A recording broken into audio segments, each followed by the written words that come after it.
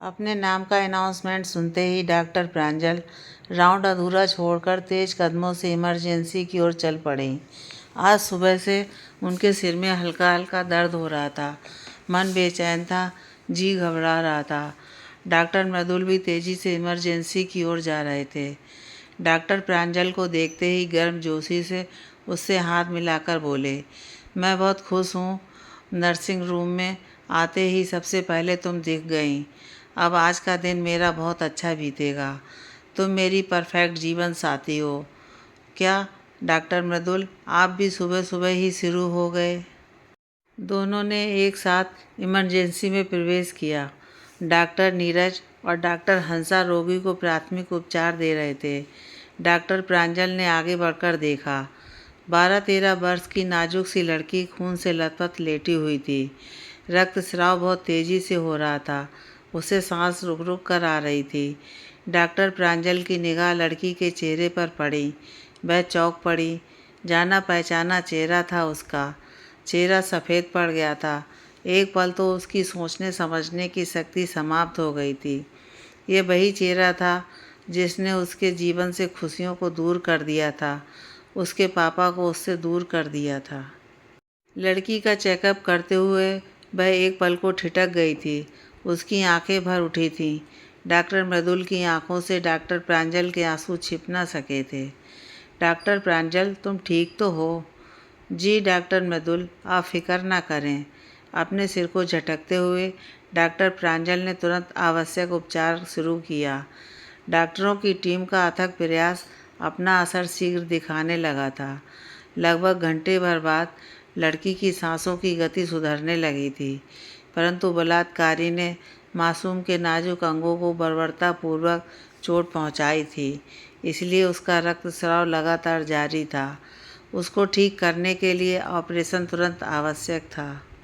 ICU के बाहर रोते बिलखते परिजनों की भारी भीड़ एकत्र थी। डॉक्टर ने लड़की के पिता को बुलावा भेजा था। लड़की का पिता बलवंत आते ही डॉक्टर प्रांजल के पैरों पर गिर पड़ा। वह आर्त स्वर में रोते हुए गुहार लगा रहा था, डॉक्टर, मेरी बच्ची को बचा लो। यह बोलते हुए उसने जैसे ही अपनी निगाह डॉक्टर पर डाली, एक बार तो वह पत्ते की तरह कांप उठा। अब उसकी ज़बान पर ताला पड़ चुका था। डॉक्टर प्रांजल रूखे स्वर में बोली, आपकी बेटी की हालत नाजुक है। 3-4 बोतल खून की आवश्यकता पड़ेगी। आप ऑफिस में जाकर ज़रूरी कागजात पर दस्तखत कर दीजिए और पैसे जमा कर दीजिए। वह गिड़गिड़ाकर डॉक्टर के पैरों पर गिर पड़ा था। बुदबुदाकर बोला, डॉक्टर प्लीज़ मुझे माफ़ कर देना। प्रांजल तेज़ी से भागती हुई मरीज की ओर चली गई। बलवंत घबराया हुआ यहाँ वहाँ फ़ोन कर रहा था। 2 घंटे की कठिन सर्जरी के बाद डॉक्टरों की टीम ऑपरेशन थिएटर से बाहर निकली। डॉक्टरों ने ऑपरेशन सफल बताया था। डॉक्टर मृदुल प्रांजल से बोले, तुम बहुत परेशान लग रही हो। डॉक्टरी के पेशे में भावनाओं से काम नहीं होता, दिल पर पत्थर रखकर यहाँ काम करना पड़ता है। आओ एक एक कप कॉफ़ी हो जाए। आप चलिए, मैं फ्रेश होकर आती हूँ। वह डॉक्टर मृदुल से दूर रहना चाहती थी, क्योंकि वे उसको कमज़ोर बना देते थे। डॉक्टर मृदुल उससे सीनियर हैं। उनके परिवार के विषय में किसी को कुछ पता नहीं है। उनका व्यक्तित्व बहुत आकर्षक है। उनकी विशेषता उनके चेहरे की प्यारी सी मुस्कान है, जिसके कारण सब लोग उन्हें पसंद करते थे। डॉक्टर मृदुल डॉक्टर प्रांजल को पसंद करते थे। उसके सुंदर चेहरे की बड़ी बड़ी गहरी उदास आँखों में वे पूरी तरह खो गए थे। वे जितना भी प्रांजल से बातचीत करना चाहते थे, उतना ही वह हाँ हूँ में बात को टालते हुए पैर पीछे खींचकर अपने में सिमट जाती थी। मृदुल और प्रांजल में हाय हेलो वाली दोस्ती हो गई थी। वे उसका बहुत ख्याल रखते थे, हर समय उसकी सहायता के लिए तैयार रहते थे। यद्यपि डॉक्टर मृदुल उसे बहुत ही सुलझे हुए और अच्छे इंसान लगते थे। उनका मजाकिया लहजा और मीठी मुस्कान उसके दिल के तारों को झंझना देती थी, परंतु वह क्या करे, उसे पुरुष जाति से घृणा थी। किसी भी पुरुष के पास आते ही उसे बलवंत का लिजलिजा स्पर्श याद आ जाता था। कहाँ खो गई प्रांजल? कहीं नहीं। तुम्हारी कॉफ़ी ठंडी हो चुकी है, मैं दूसरी बार लेकर आता हूँ। प्रांजल एक घूंट में कॉफ़ी समाप्त कर बोली, मैं अब घर जाऊंगी, माँ परेशान हो रही होंगी। चलो मैं आज तुमको घर छोड़ दूंगा और आंटी के हाथ के गरम गरम पराठे भी खाने को मिल जाएंगे। नहीं डॉक्टर मृदुल, मम्मी का ब्लड प्रेशर काफ़ी हाई चल रहा है, इसलिए आज मुझे माफ़ कर दीजिए। डॉक्टर प्रांजल, इस नाचीज को आपकी दया दृष्टि का लंबे समय से इंतज़ार है। वह चुपचाप उनकी गाड़ी में बैठ गई। डॉक्टर मृदुल, प्लीज़ बार बार मुझसे एक बात ही मत कहा करिए, मुझे मेरे हाल पर छोड़ दीजिए। आप मेरे बारे में जानते ही क्या हैं। तुम्हारे बारे में मुझे कुछ भी जानने की आवश्यकता नहीं है। मृदुल अपने को रोक नहीं पाए और उसका हाथ अपने हाथ में लेकर बोले, प्रांजल, मुझे तुम्हारी आदत हो गई है। मैं सोचता हूँ अपना बोरिया बिस्तर लेकर तुम्हारे घर ही रहने के लिए आ जाऊँ। मैं तुम्हें बहुत प्यार करता हूँ। अचानक मृदुल की बातें सुनकर प्रांजल सकपकाकर बोली, डॉक्टर मृदुल, आप मेरे विषय में कुछ जानते नहीं हैं। मुझे मर्द जाति से घृणा है, मुझे पुरुष जाति से डर लगता है। डॉक्टर मृदुल जोर का ठहाका लगाकर बोले, क्या मेरी सूरत इतनी भयानक है कि तुम्हें मेरे चेहरे से डर लगता है? उसका घर आ गया था। गाड़ी से उतरते ही प्रांजल बाहर जाने के लिए दरवाज़ा खोलने लगी। तभी मृदुल ने आगे बढ़कर उसकी हथेली पर गहरा चुम्बन अंकित कर दिया। उसका पूरा वजूद हिल गया, चेहरा लाल हो गया। मृदुल की निगाहों से बचती हुई वह तेज़ी से घर के अंदर घुस गई। जल्दी जल्दी चलने के कारण वह हाँफ रही थी। क्या बात है प्रांजल? कुछ नहीं मम्मी, आइए आपका ब्लड प्रेशर देखूं। ब्लड प्रेशर नाप कर वह बोली, अच्छा हुआ आपका ब्लड प्रेशर नॉर्मल तो हुआ। प्रीति जी भावुक हो उठी थीं। उनकी लाडली आज भी कितनी अकेली है। प्यार से उसका हाथ पकड़कर बोली, बैठो, मैं तुम्हारे सिर में तेल लगाकर मालिश कर दूं। सारा दर्द तुम्हारा हवा हो जाएगा। नहीं मम्मी नहीं, मैं माथे पर बाम लगाकर कुछ देर चुपचाप बिस्तर पर लेट जाऊंगी। मम्मी, आज अस्पताल में बलवंत अपनी लड़की को लेकर आया था, उसी वजह से मेरा मूड खराब हो गया और सिर में भी दर्द बढ़ गया। आओ मेरे पास लेट जाओ। लेकिन प्रांजल माँ की बात अनसुनी कर अपने आंसू छिपाते हुए तेज़ी से अपने कमरे की ओर चली गई। वह लेटकर कुछ देर सिसकती रही। आज बलवंत को देख उसके घाव ताज़ा हो गए थे। थोड़ी देर रो लेने से उसका मन कुछ हल्का हुआ तो वह सोचने लगी। उसके मन में कशमकश थी। वह मृदुल के साथ अपना जीवन बिताना चाहती है, परंतु वह अपना अतीत मृदुल को कैसे बताए। प्रिय दोस्त के दूर हो जाने का डर कुछ भी बताने से उसे रोके हुए था। उदास मन से वह शून्य में निहार रही थी। बेटी के दुख से दुखी होकर प्रीति जी ने अपनी आंखें बंद कर ली थीं। उसी समय दबे पांव डॉक्टर मृदुल उनके पास आकर खड़े हो गए थे। आहट होते ही उन्होंने आंख खोली तो मृदुल को देखते ही वे उठकर बैठ गईं। बैठिए मृदुल जी। कैसी हैं आंटी? प्रांजल ने बताया था कि आपकी तबीयत नादुरुस्त है, इसलिए मेरा मन नहीं माना और मैं आपसे मिलने आ गया। मैं तो ठीक हूँ, मुझे तो प्रांजल की फ़िक्र रहती है। मेरे बाद वह बिल्कुल अकेली हो जाएगी। चलिए आपकी फ़िक्र मैं आज ही दूर करता हूँ आंटी। मैं प्रांजल का हाथ आपसे मांगने आया हूँ। प्रीति जी मृदुल को पसंद करती थीं, परंतु उनकी बेटी तो राजी हो। फिर उसका अतीत जानने के बाद मृदुल की प्रतिक्रिया क्या होगी, यह सोचकर वे डर गईं। उन्होंने मृदुल का हाथ अपने हाथ में ले लिया। तुम तो मेरे बेटे की तरह हो। क्या आज अस्पताल में कोई सीरियस केस आया था? हाँ, एक लड़की के बलात्कार का केस आया था। उसको देखने के बाद से ही प्रांजल का मूड उखड़ा उखड़ा हो गया। उसे देखकर वो रुआंसी हो उठी थी। ओह, वे डॉक्टर मृदुल की ओर देखकर बोलीं, काश वह घिनौना पल उसके जीवन में न आया होता। मैं पल्लव और बेटी प्रांजल के साथ खुशनुमा ज़िंदगी जी रही थी। पल्लव स्वयं डॉक्टर थे। उनका अपना क्लिनिक था जिसमें अब प्रांजल बैठती है। उनकी प्रैक्टिस ठीक ठाक चलती थी। वे मरीजों का इलाज अपने पैसे से करते थे। वे दिल के बहुत दयालु थे। गरीबों को मुफ्त में दवा देते थे, ऊपर से फल खरीदने के लिए अपनी जेब से पैसे देते थे। इसलिए हम लोगों की माली हालत खस्ता रहती थी। उन्होंने बेटी के पैदा होते ही उसे डॉक्टर बनाने का निश्चय कर लिया था। उन्होंने अपनी ज़रूरतों में कटौती करके उसका एडमिशन शहर के सबसे अच्छे स्कूल में करवाया था। प्रांजल शुरू से पढ़ने में बहुत तेज़ थी। बलवंत इसी के साथ पढ़ता था।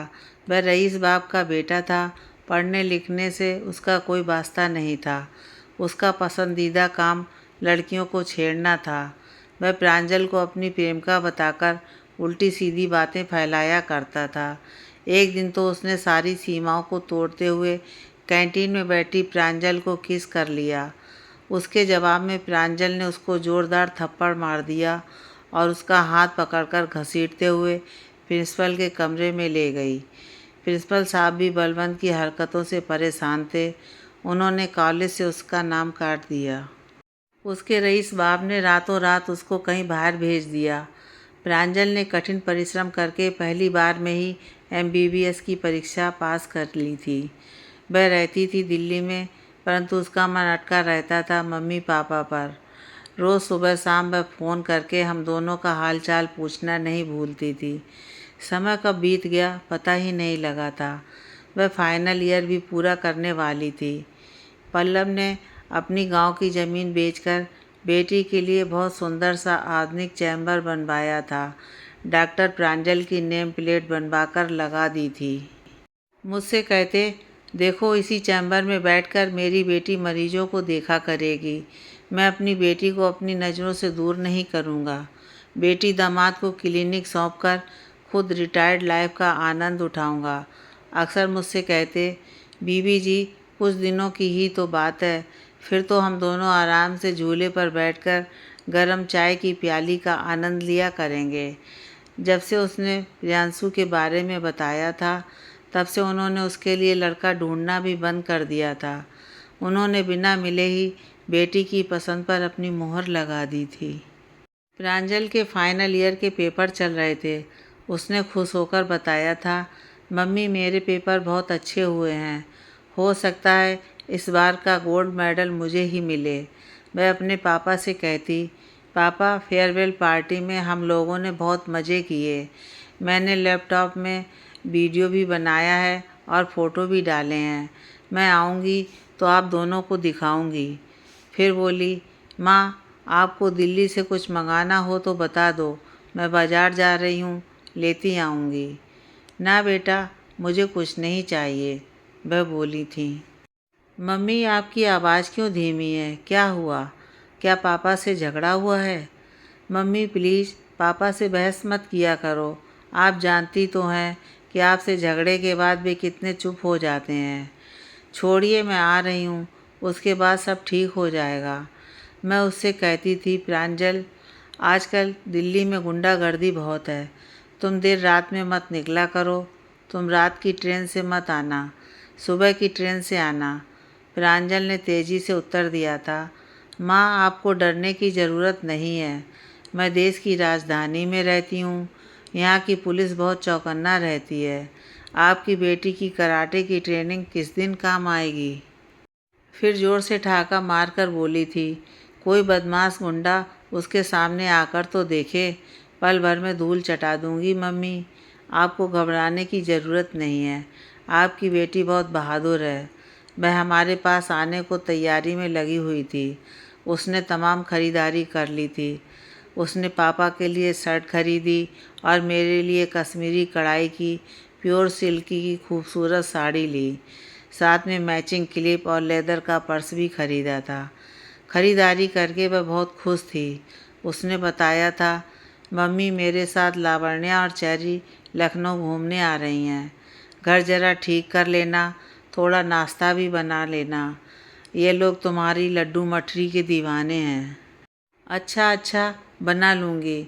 मैं मेरी धीमी आवाज़ सुनकर बेचैन हो उठी थी। उसका मन नहीं माना था। उसने तुरंत पापा को फ़ोन मिलाया था। पापा आप ठीक हैं?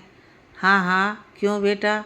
आप और मम्मी दोनों मेरे आने को लेकर खुश नहीं लग रहे, क्या बात है? ना बेटा ऐसा कुछ नहीं है। पापा सच सच बताइए, मुझे अभी पढ़ना है, पेपर की तैयारी भी बाकी है। वे धीमी आवाज़ में बोले थे। बलवंत क्लिनिक में आया था और धमकी देकर गया है। अच्छा, उसकी इतनी हिम्मत बढ़ गई है, क्या मेरा थप्पड़ भूल गया है? देखो प्रांजल, तुम बिल्कुल चुप रहोगे। तुम्हें उसकी ओर देखने की भी ज़रूरत नहीं है। पापा, मैं डरपोक नहीं हूँ। यदि वह मुझे परेशान नहीं करेगा तो मुझे उससे कोई मतलब नहीं है। वे मन ही मन बुदबुदाकर बोले, मुझे तो अपनी बेटी को लेकर सारी दुनिया से डर लगता है। मैं बेटी और उसकी सहेलियों के लिए लड्डू मठरी वगैरह बना रही थी तो पल्लव बोले, कल तो तुम्हारी लाडो आ रही है, लेकिन आज सुबह से ऐसी तैयारी चल रही है जैसे बेटी नहीं तुम्हारा दामाद ही आ रहा हो। मैं बोली, आप भी बस, दामाद भी समय पर आ जाएगा। उसकी सहेलियां आ रही हैं कि नहीं? हाँ हाँ, लाओ पर्ची दे दो, मैं सामान ला दूँ। तुम्हारी बेटी हम लोगों के लिए गिफ्ट ला रही है। पल्लव हंसकर बोले, तुम्हारी बेटी तो तुम्हारी तरह पक्की गृहस्थनी है, रहती वहाँ है लेकिन मन उसका यहाँ रहता है। जाने कितनी उसकी फिजूल खर्ची की आदत है। रात में उन्हें करवट बदलते देखकर मैं बोली, क्या बेटी के आने की खुशी में नींद उड़ी हुई है? नहीं, बलवंत आया था, वह धमकी देकर गया है। मैंने प्रांजल को समझा दिया है। वह आखिर आपकी बेटी है, आपका कहना ज़रूर मानेगी। आप सो जाइए, सुबह स्टेशन जाना है। उसकी सहेलियां भी तो आ रही हैं। सुबह हंसती चहचहाती लड़कियां आ गई थीं। हम लोगों के लिए तो घर में जश्न का माहौल था। मुझे किचन से फुर्सत नहीं थी तो पल्लव को बाजार के कामों से। पल्लव ने टैक्सी बुला दी थी। हम सब इमामबाड़ा भूल भुलैया रेजिडेंसी देखने गए। अमीनाबाद की मशहूर चाट खाकर सब खुश हो गई थीं। फिर हजरतगंज में जाकर चिकन का सूट सबने खरीदा। अगला दिन भी मस्ती में बीता था। पल्लव सुबह से कुछ ठीक नहीं थे, इसलिए वे घर में ही रहे। हम सब रात में प्रांजल की सहेलियों को ट्रेन में बिठाकर थके हुए घर पहुँचे तो पल्लव बेचैनी की हालत में यहाँ वहाँ चहलकदमी कर रहे थे। पूछने पर बोले, बेटा मेरा ब्लड प्रेशर शायद बढ़ा हुआ है। दिन भर की भाग दौड़ में अपनी दवा लाना भूल गया था, इसलिए कल से दवा नहीं खाई है। प्रांजल नाराज़ होकर बोली, पापा आपको मैं क्या कहूँ, खुद डॉक्टर होकर इतनी बड़ी लापरवाही। उसने ब्लड प्रेशर नापा और घबराकर दवा के डब्बे में दवा ढूंढती रही और ना मिलने पर एकदम स्कूटी लेकर दवा लेने के लिए चल पड़ी थी। पल्लव की हालत देख उसका चेहरा उतर गया था। दवा खरीदते वक्त 10:30 बज गए थे। दिसंबर की सर्द रात थी, सड़क सुनसान थी। तभी एक बाइक सवार ने उसकी स्कूटी में पीछे से टक्कर मार दी। वह लड़खड़ाकर ज़मीन पर गिर गई। बाइक पर 2 लड़के थे, दोनों उसे घसीटकर सड़क के किनारे झाड़ी में ले गए। प्रांजल ने कराटे के सारे दांव उस समय आजमाए, लेकिन उन दोनों के बलिष्ठ हाथों की मजबूती में वह बेबस होती जा रही थी। प्रांजल ने मौका लगते ही एक लड़के के हाथ में जोर से दांत गड़ा दिए, जिससे वह बिलबिला उठा, परंतु वह फिर और बर्बर हो उठा। प्रांजल ने उसके मुंह पर थूक दिया। उन दोनों ने अपने चेहरे कपड़े से छिपाए हुए थे। धीरे धीरे वह अशक्त होती जा रही थी। तभी पेट्रोलिंग वाली पुलिस की गाड़ी की आवाज़ सुनते ही उसमें से एक चिल्ला उठा था, भाग बलवंत, पुलिस आ रही है। दोनों ने बाइक स्टार्ट की और जाने किधर उड़न छू हो गए। तब तक वह बाइक का नंबर याद कर चुकी थी। बदहवासी की हालत में भी उसने पापा की दवा का पैकेट वहाँ से उठा लिया था। पिछले कुछ पलों में ही उसके साथ इतना कुछ हो चुका था कि सहसा वह उस पर विश्वास नहीं कर पा रही थी, परंतु उसने अपना साहस नहीं खोया और पुलिस को बाइक का नंबर व बलवंत का नाम बताकर तेज़ी से स्कूटी चलाकर घर चली आई। मैं परेशानी की हालत में बरामदे में चहलकदमी कर रही थी। बड़ी देर लग गई बेटा, पापा ठीक हैं? नहीं, बहुत बेचैन हैं। वह पापा की नज़रों से बचना चाहती थी, लेकिन वह उनकी नज़रों से नहीं बच सकी क्योंकि वे बाहर आ गए थे।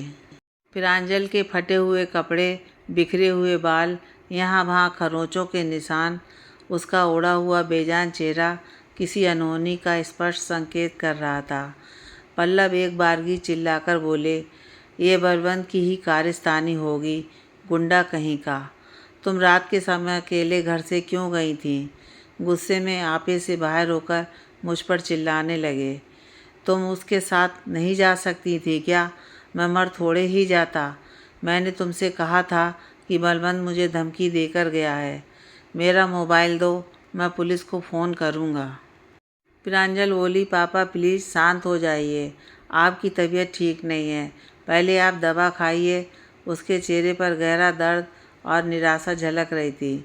पल्लव के मुंह से निकला, हाय ये क्या हो गया, अब मैं क्या करूं? पल्लव मुंह पकड़कर तेजी से बाथरूम की ओर बढ़े और वहीं धड़ाम से गिर पड़े। प्रांजल ने अपने पापा को बचाने का भरपूर प्रयास किया, परंतु सब कुछ एक क्षण में ही समाप्त हो चुका था। मैं बेहोश हो चुकी थी।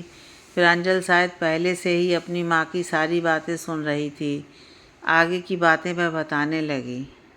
एक ओर पापा पड़े हुए थे तो दूसरी ओर बेहोश माँ। साथ में मेरा तन मन दोनों गंभीर रूप से घायल थे। किसी तरह कोशिश करके माँ को होश में लाई थी। होश में आते ही मम्मी के रोने की आवाज़ से पास पड़ोस और रिश्तेदारों की भीड़ इकट्ठी हो गई थी। सुबह होते ही पुलिस आ गई थी और बलवंत की कहानी लोगों को पता चल चुकी थी। सबकी निगाहों में पापा की मौत के लिए मैं गुनहगार थी। उन सबकी निगाहों में मेरे प्रति घृणा थी। चाचा, बुआ, मामा, मौसी आदि सबका एक ही विचार था, गुंडे से भिड़ने की क्या ज़रूरत थी। उसके बाप की ऊपर तक पहुँच है, वे तो उसे छुड़ा ही लेंगे, नुकसान तो तुम्हारा ही हुआ। बिन माँ बाप की हो गई, तुम्हारी शादी भी वे नहीं कर पाए, सारे अरमान उनके मन में ही रह गए। रात दिन रिश्तेदारों की कानाफूसी और तानों से मैं परेशान हो चुकी थी, परंतु मैं कान बंद कर माँ का हाथ पकड़े बैठी रहती। इधर घर में दुखद अध्याय चल रहा था। माँ कठपुतली की तरह रिश्तेदारों के कहने के अनुसार सारे काम कर रही थी। उधर बलवंत पकड़ा जा चुका था, इसलिए मेरा थाना कोतवाली का चक्कर चालू हो गया था। मेरे द्वारा बताया गया बाइक नंबर और मेरे दांतों की छाप मेरे हक में थी, परंतु पुलिस कोर्ट कचहरी के चक्कर लगाते लगाते मैं थक चुकी थी। कानूनी प्रक्रिया, कोर्ट में वकीलों की पूछताछ, बयान, गवाही आदि बहुत लंबा और एक दुखद अध्याय था। आखिरकार बलवंत को 1 वर्ष की सश्रम कारावास और 10,000 का जुर्माना हुआ। माँ मेरा हाथ पकड़कर मुझे पापा के क्लिनिक में ले गई थीं। वहाँ हम दोनों माँ बेटी फूट फूट कर रो पड़े थे। मैं रोज़ सुबह शाम क्लिनिक जाने लगी थी। किसी का मुंह तो बंद नहीं कर सकते थे। क्लिनिक आते जाते लोगों के ताने मेरे कान में अक्सर पड़ जाते थे। ऐसे ही लड़कों ने थोड़े ही पकड़ लिया होगा, इसने ज़रूर उन्हें उकसाया होगा। आधी रात में दवा के बहाने से अकेले घर से जाने का क्या काम था? डॉक्टर बुला लेती, बड़ी बहादुर बनती थी, अपने बाप की जान ले ली, वगैरह वगैरह। थाना कोतवाली में पुलिस वालों की गंदी लोलुप निगाहों को मैंने झेला है।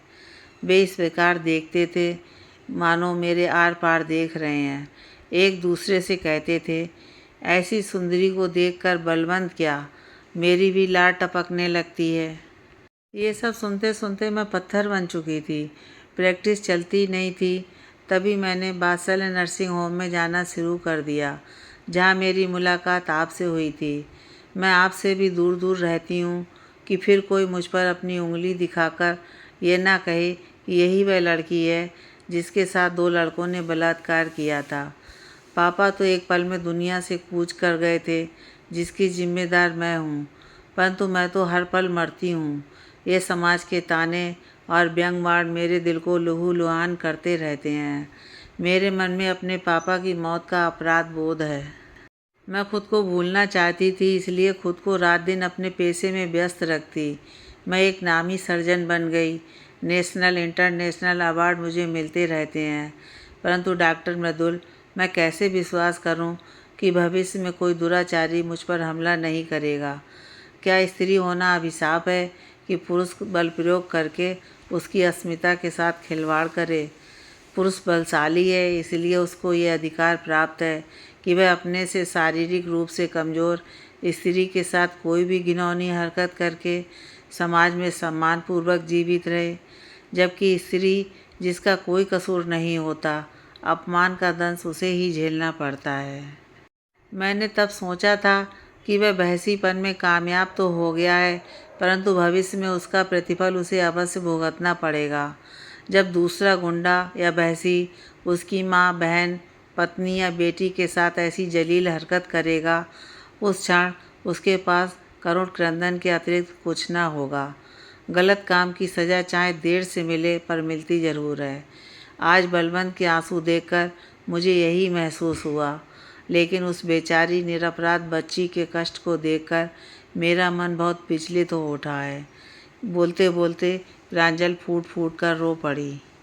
शांत हो जाओ प्रांजल, इसे एक हादसा समझो। दुर्घटना तो किसी के साथ भी घट सकती है, डॉक्टर मृदुल सांत्वना देते हुए बोले। मृदुल प्लीज़, मुझे मेरे हाल पर छोड़ दीजिए, आपको एक से एक सुंदर जीवन साथी मिल जाएगा। प्रांजल, मैं तुम्हें बहुत प्यार करता हूँ। इस घटना में तुम्हारा क्या दोष है? मैं तुम्हारे बिना अधूरा हूँ। मेरे मन में तुम्हारे लिए बहुत इज्जत है। मृदुल, आज आप मुझे दया भाव से अपना भी लेंगे तो बाद में समाज के तानों को सुनकर पछताएंगे। इसलिए मैं आपसे प्रार्थना करती हूँ, मेरे जीवन से दूर चले जाइए। आंटी प्लीज़, अब आप ही प्रांजल को समझाइए। मैं इससे सच्चा प्यार करता हूँ, शादी करना चाहता हूँ। प्रीति जी ने प्रांजल का हाथ डॉक्टर मृदुल के हाथ में पकड़ाकर दोनों को अपने गले से लगा लिया। उनकी आंखें खुशी के आंसुओं से भीग उठी थीं। बेटा प्रांजल, मैं बहुत खुश हूँ जो तुम्हें डॉक्टर मृदुल जैसा जीवन साथी मिला है। नहीं माँ, मेरा जीवन साथी तो मेरा डॉक्टरी का पेशा है।